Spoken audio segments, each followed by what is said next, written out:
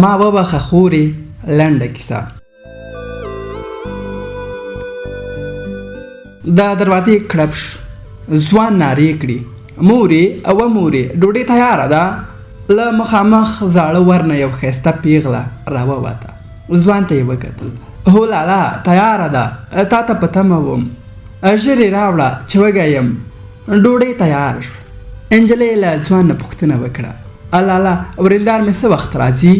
تا ته یې څه 2 ورځې د کور کار درته پاتې شو، اوس د وخته پوښتنې پیل کړې.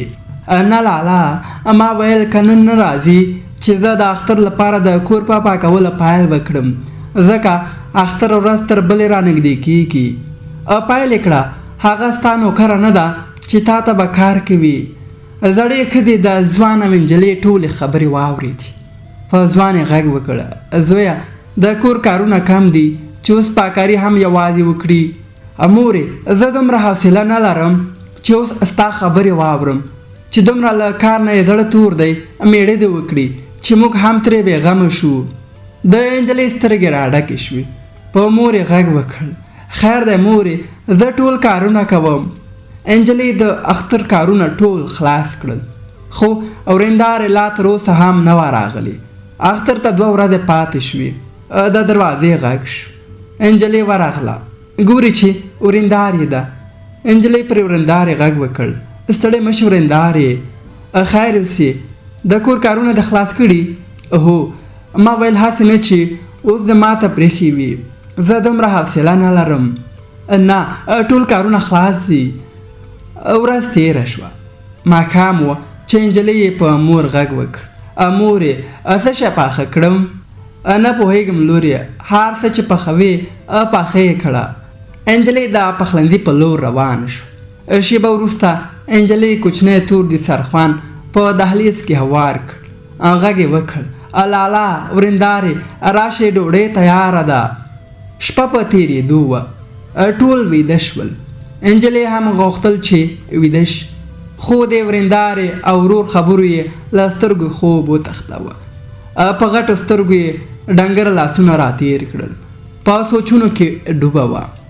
پر مخامخ کړکۍ یې سترګې خښ کړې وې. درب شو. نجلۍ راجیګه شوه. د کړکۍ خواته نږدې ورغله. هرې خواته یې کتل. توره تیاره خپره وه، خو په تیاره کې یوه څېره ولیدله. په دې وخت کې د نجلۍ ورور راووت. نجلۍ پرې غږ وکړ صبر لالا هلته کوم څوک دي؟ ځوان په لړزېدلي اواز وویل چېرته څوک دي؟ نجلۍ د دیوال خواته لاس ونیوه. ځوان چاړه ور واخیست. غله د دهلیز ورته رامنډې کړې. ځوان د ور خواته غلی ولاړ و. سم له واره یې په غله ګزارونه پیل کړل.